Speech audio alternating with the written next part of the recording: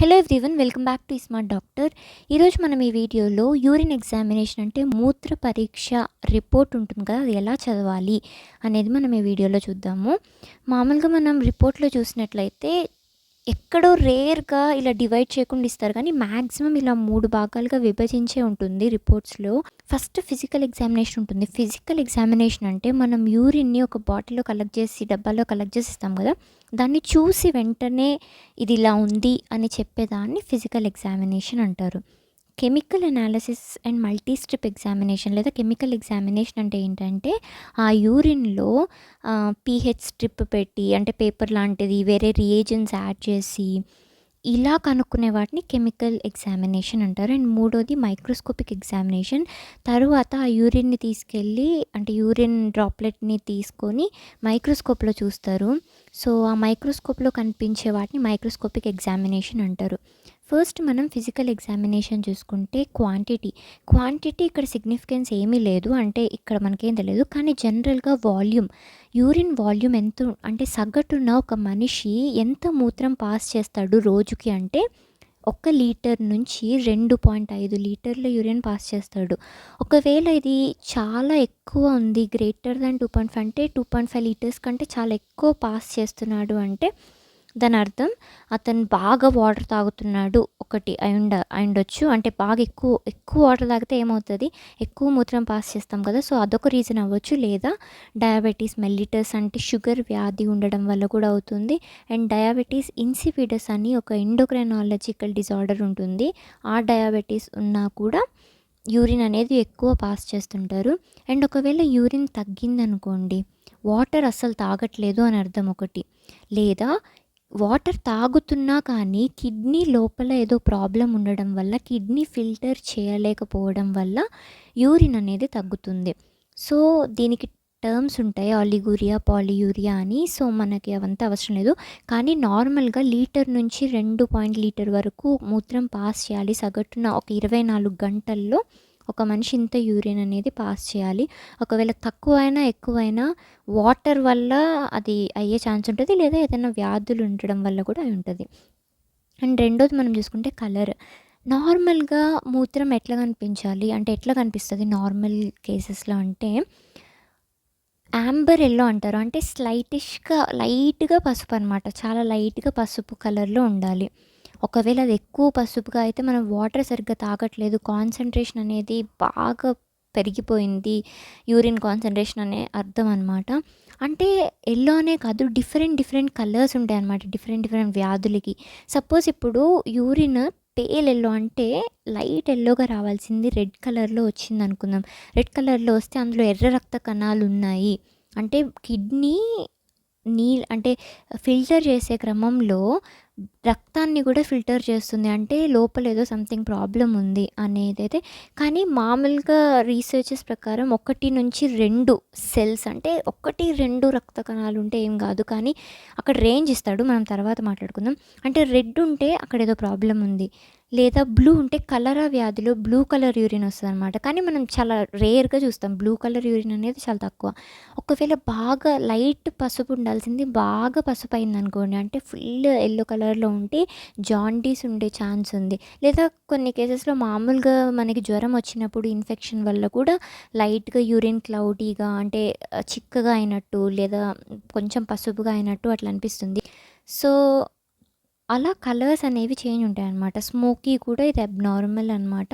And deposits జనరల్గా ఏం deposits ఉండకూడదు, కానీ ఉంటే మాత్రం అది అబ్నార్మల్ అయినట్టు. అండ్ ట్రాన్స్పరెన్సీ లేదా అపియరెన్స్, అంటే ఇది ఫిజికల్ ఎగ్జామినేషన్ కదా, యూరిన్ చూడగానే ఎలా ఉంది, జనరల్గా క్లియర్గా ఉండాలి. ఒకవేళ దాని టర్బిడిటీ ఇంక్రీజ్ అయితే క్లౌడీగా కానీ, హేజీగా కానీ, మిల్క్ వైట్ కానీ ఇలా కనిపించింది అంటే అక్కడ ప్రాబ్లం ఉన్నట్టు అనమాట. క్లియర్గా ఉండాలి, అంటే మామూలుగా డైల్యూట్ యూరిన్ ఎలా ఉంటుందో అలా ఉండాలి. అలా కాకుండా బాగా తెలుపు ఎల్లో మిక్స్ అయ్యి చిక్కగా అట్లా అనిపిస్తుంది, క్లౌడీగా, అంటే క్లౌడ్ ఫామ్ అయినట్టు తెల్లగా అట్లుంది అంటే అక్కడ సంథింగ్, అంటే ఇన్ఫెక్షన్ ఉన్నట్టు అర్థం అనమాట. అండ్ ఆడర్ అంటే స్మెల్. జనరల్గా యూరిన్ స్మెల్ అంటే దానికి స్పెసిఫిక్గా పేరేం ఉండదు, కానీ యూరినిఫెరస్ అడోర్ అంటారు. అంటే యూరినిఫెరస్ స్మెల్ అంటే యూరిన్కి ఒక కైండ్ ఆఫ్ స్మెల్ ఉంటుంది, అదే ఉండాలి. ఒకవేళ అలా కాకుండా ఫిషీగా అంటే చేప కైండ్ ఆఫ్ స్మెల్ కానీ లేదా మ్యాపిల్ సిరప్ అని ఇట్లాంటి డిఫరెంట్ కైండ్‌గా తేడాగా స్మెల్ వస్తుంది అంటే అక్కడ సంథింగ్ ఏదో డిసీజ్ అసోసియేట్ అయ్యి ఉన్నట్టనమాట.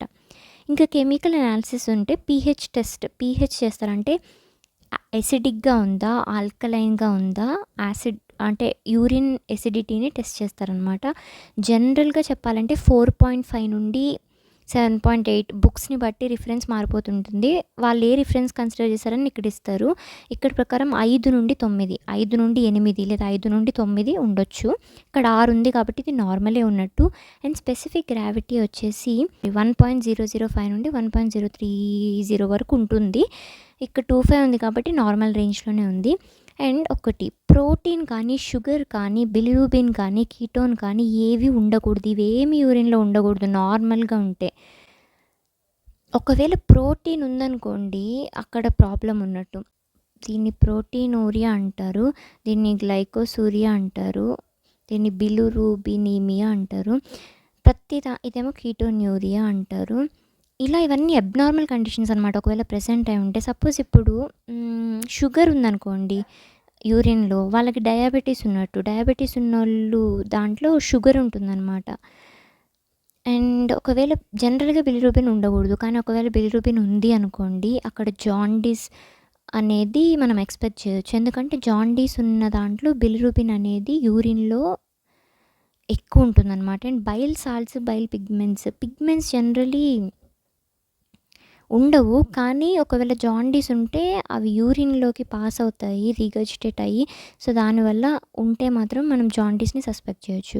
అండ్ కీటోన్స్ ఉండకూడదు. ఒకవేళ ఉంటే డయాబెటిక్ కీటోయాసిడోసిస్ అని చెప్పుకోవచ్చు. అండ్ ఇప్పుడు మైక్రోస్కోపిక్ ఎగ్జామినేషన్‌కి వచ్చేస్తే అంటే మైక్రోస్కోప్‌లో పెట్టి మనం చూసినప్పుడు ఎర్ర రక్త కణాలు కానీ, ఇక్కడ పస్ సెల్స్ అంటే తెల్ల రక్త కణాలు అనమాట. అంటే డబ్ల్యూబీసీ. అండ్ ఇవి రెడ్ సెల్స్ అంటే ఆర్బీసీ. డబ్ల్యూబీసీ కానీ, ఆర్బీసీ కానీ, ఎపిథీలియల్ సెల్స్, క్యాస్ట్స్, క్రిస్టల్స్ ఏమైనా ఉన్నాయా, అమార్ఫస్ ఏమైనా ఉన్నాయా, మునీలియా టీ వెజైనాలిస్ ఇవి ఏంటంటే మైక్రోస్కోపిక్ ఆర్గానిజమ్స్ అనమాట. సో, ఇక్కడ ఏంటంటే డబ్ల్యూబీసీ అనేది మన బాడీకి పోలీస్ మెన్ లాగా అనమాట. జనరల్లీ హెచ్పిఎఫ్ అంటే హై పవర్ ఫీల్డ్ అనమాట. 10 వరకు ఉండొచ్చు. ఇక్కడ ఎన్ని ఉన్నాయి 1-2 ఉన్నాయి. సో, ఇవన్నీ నార్మల్గా ఉన్నట్టే. కానీ ఒకవేళ మన బాడీలో యూరినరీ ట్రాక్ ఇన్ఫెక్షనో లేదా ఇంకేదైనా ఇన్ఫెక్షన్ ఉందనుకుందాం. ఇన్ఫెక్షన్ ఉన్నప్పుడు ఏంటంటే పోలీస్ మెన్ లాగా ఇవి వచ్చి ఫైట్ చేస్తాయి. అందుకని బాగా పెరిగిపోతాయి అన్నమాట డబ్ల్యూబీసీ. సో, ఇక్కడ కూడా యూరిన్‌లో కూడా 15, 20 అలా ఉన్నాయనుకో బాగా ఇన్ఫెక్షన్ ఉందని అర్థం అనమాట. And red blood cells. Generally red blood cells 1-2 ఉంటే 1-2 సెల్స్ ఉంటే పర్లేదు. కానీ ఎక్కువ ఉంటే అక్కడ మనకి బ్లడ్ అనేది యూరిన్‌లో వస్తున్నట్టు. సో, అది అబ్నార్మాలిటీ. అండ్ ఎపిథీలియల్ సెల్స్ ఉండొచ్చు కొంతవరకు. అండ్ క్యాస్ట్స్, క్రిస్టల్స్ ఇవేమి ఉండకూడదు. ఉంటే అది అబ్నార్మల్ అన్నట్టు. సో, అది యూరిన్ ఎగ్జామినేషన్. కొంచెం ఇది చూడండి. ఈ హాస్పిటల్ రిపోర్ట్ ప్రకారం ఇక్కడ ఫిజికల్ ఎగ్జామినేషన్‌లో 2 ఇచ్చాడు. అపియరెన్స్ ఆర్డర్ ఇవ్వలేదు. అండ్ ఇవన్నీ మంచిగానే ఇచ్చాడు. ఎక్స్ట్రా కూడా మెజర్ చేశాడు. అండ్ మైక్రోస్కోపిక్ ఆర్గానిజమ్స్‌లో పాజిటివ్ వచ్చింది. పస్ సెల్స్ 10-15 ఉన్నాయి చూడండి. మామూలుగా హై పవర్ ఫీల్డ్ ప్రకారం 10 లోపలే ఉండాలి. 10 కంటే ఎక్కువ ఉన్నాయంటే ఇక్కడ ఇన్ఫెక్షన్ ఉన్నట్టు. అందుకే ఆ ఇన్ఫెక్షన్‌కి ఒక కైండ్ ఆఫ్ ప్రూఫ్‌గా మైక్రో ఆర్గానిజమ్స్ కూడా ఉన్నాయి. అంటే బ్యాక్టీరియా అట్లాంటివి ఉన్నాయి. దానివల్ల ఇన్ఫెక్షన్ ఉంది అనేది మనకైతే అర్థమవుతుంది. సో, అలా అనమాట. అంటే డిఫరెంట్ రిపోర్ట్స్ కొంచెం తేడా ఉంటాయి. బట్ ఈ టర్మ్స్ అనేవి మాత్రం సేమ్ ఉంటాయి. సో, అదనమాట. వీడియో నచ్చితే లైక్ చేసి సబ్స్క్రైబ్ చేయండి. మీకు తెలిసిన వాళ్ళకి షేర్ చేయండి. Thank you for watching.